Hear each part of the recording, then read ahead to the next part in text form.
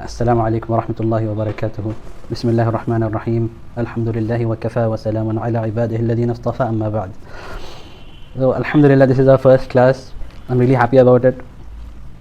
I really wish that me and you come into the benefit of this hadith. خيركم من تعلم القرآن وعلمه. The best of the people are those who learn the Quran and teach it. So the whole program, this Arabic program, is so that we learn the Quran, so that we will be able to understand the Quran in Arabic.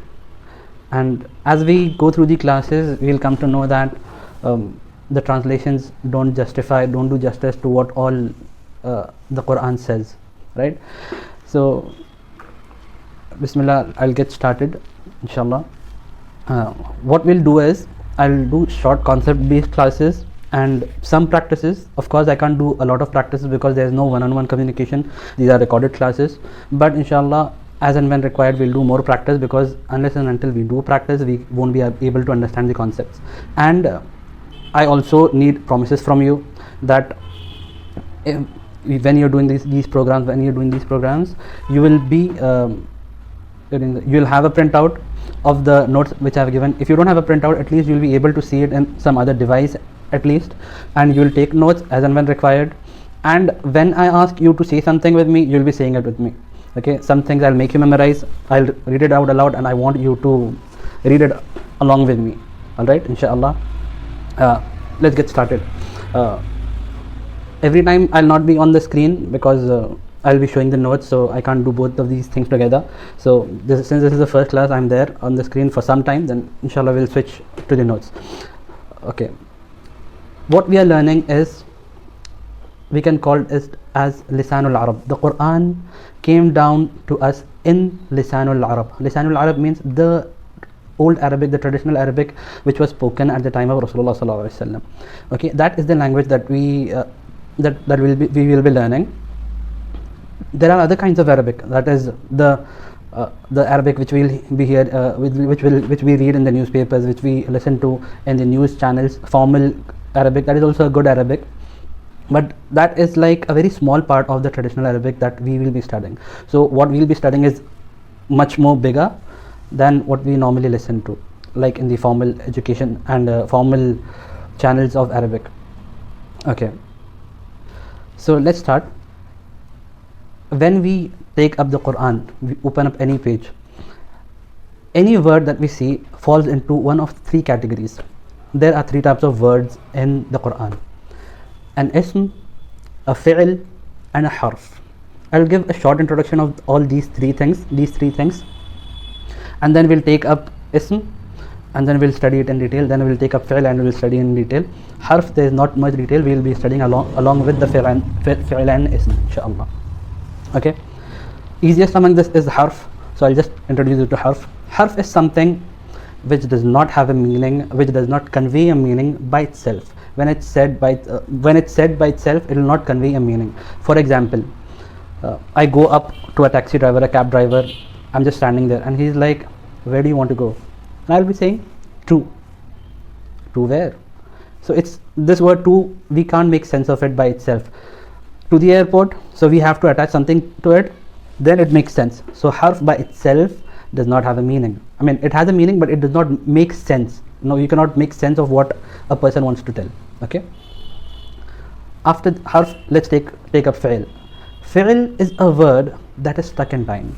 Alright, fi'l is a word that is stuck in time, which means it has a tense, either a past tense, a present tense, or a future. When a word is said, it has a tense. For example, I am teaching.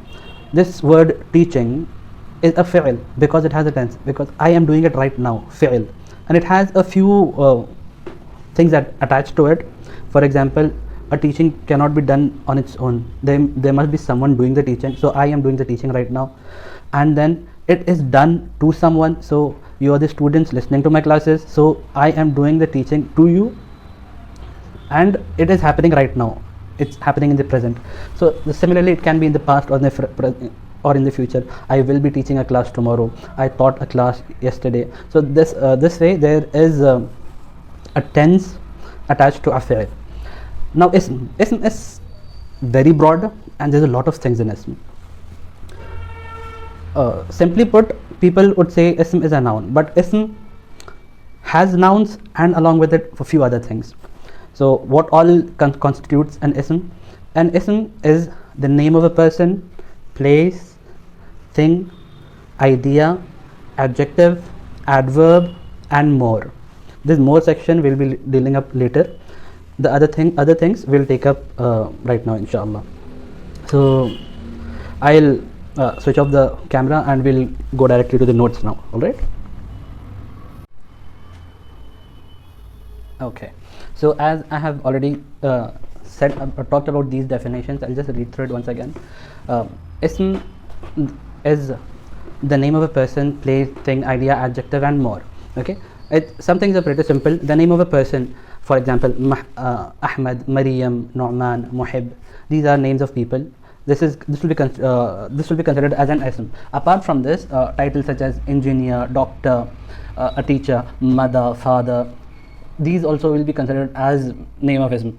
Cats, dogs, although these are not person, consider it as names of living things. These also will be considered as the name of a person. Likewise, place, school, name of cities, Makkah, Medina, a beach, a restaurant, a club. All these things will be considered as the name of a place. By club I mean sports club, okay, not the haram clubs. Excuse me.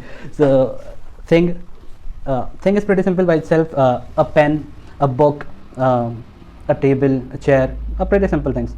These are self-explanatory things, right? Idea is something which needs a little bit of explanation. I'll try to make it as simple as possible. Things that we cannot touch, okay?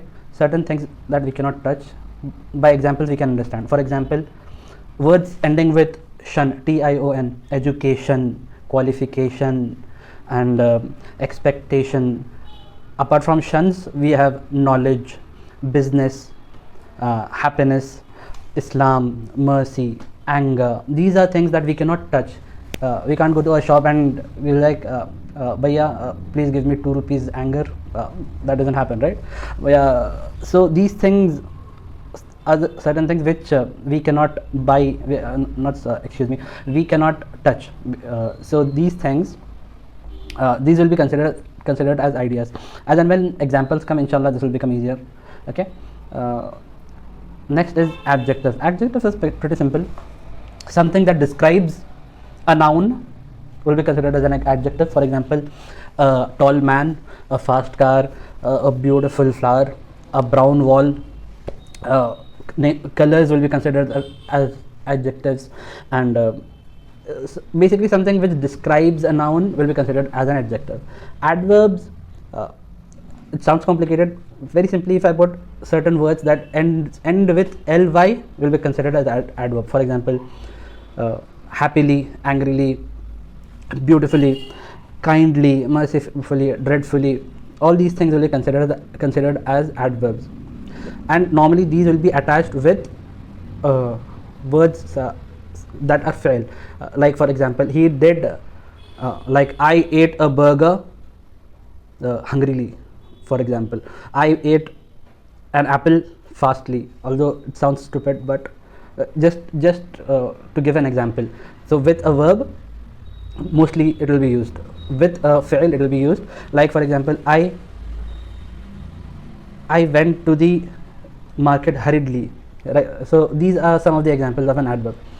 And more is something when we study more of grammar.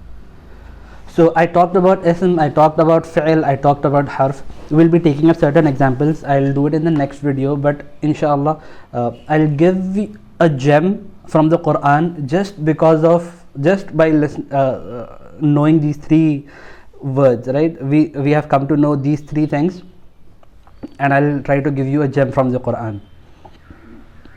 The first ayah of the Quran, Alhamdulillahi Rabbil Alameen. Praise and gratitude belongs to Allah, right? Alhamdulillahi Rabbil Alameen. The word alhamd is an ism, okay? We'll be identifying isms later on. We'll learn how to identify an ism, what is an ism, how to identify an ism, how to identify a fi'l. all that will be later, but now trust me when I'm saying Alhamdu is an ism. So Allah revealed the ayah, Alhamdulillahi Rabbil Alameen, praise and gratitude belongs to Allah. So here instead of an ism, a verb also could have been used, which Allah did not use. So this is like in the study of Quran we learn to appreciate what words Allah has chose. Okay, a human is not so careful in choosing words, so we learn to appreciate how Allah has chosen words. So a fi'l, for example, Ahmadullahi Rabbil Alameen, I declare the praise of Allah, or Nahmadullahi Rabbil Alameen, we all declare the praise and gratitude of Allah. It could have been like that. It may sound even beautiful, we are declaring it. But the thing is, Allah, by saying it like this, Alhamdulillahi Rabbil Alameen, has taught us that His praise does not require a person. Okay, and it is not time bound. What did I talk about fi'l? A fi'l is something which is stuck in time, so either in past, present or future. So when it is, a fi'l is time bound, so if we would say Ahmadullahi Rabbil Alameen, we are time bounding the hamd of Allah, right? So that is not the case here. So ism is free from time. So Allah's gratitude and praise is free from time. It was there from before, it is there now, it will be there forever. And likewise, a fi'l requires a doer.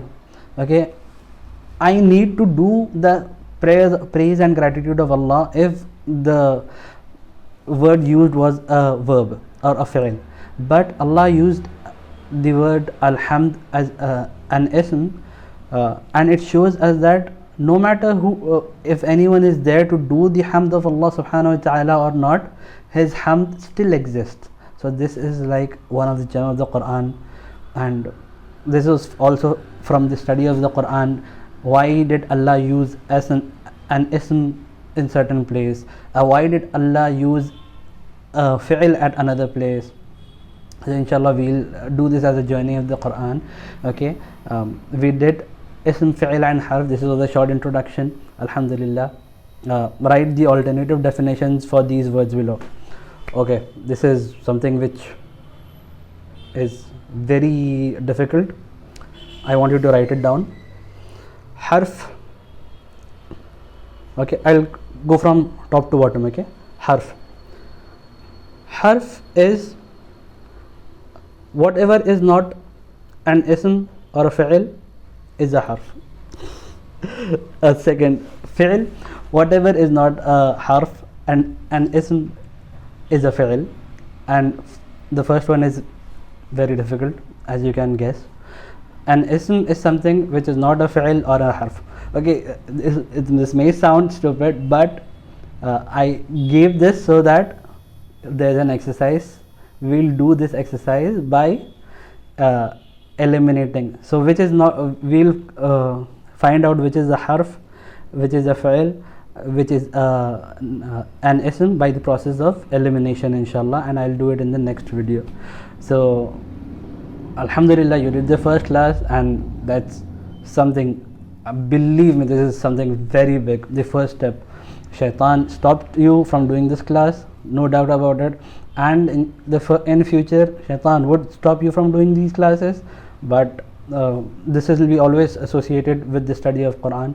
But inshallah we will, I pray to Allah subhanahu wa ta'ala that He helps us be on this journey, learn Quran and get ahead, inshallah. Okay, another thing I just wanted to tell in the end, we are doing English words first so that the introduction is easy. Slowly we'll take up Arabic words also, and we'll take up ayat of the Quran also and words from the Quran also, so that it becomes easy later on. From starting I want to keep the complications very less, so inshallah it will be easy. Okay, so that's it for this class. Thank you everyone. Assalamu alaikum wa rahmatullahi wa barakatuh.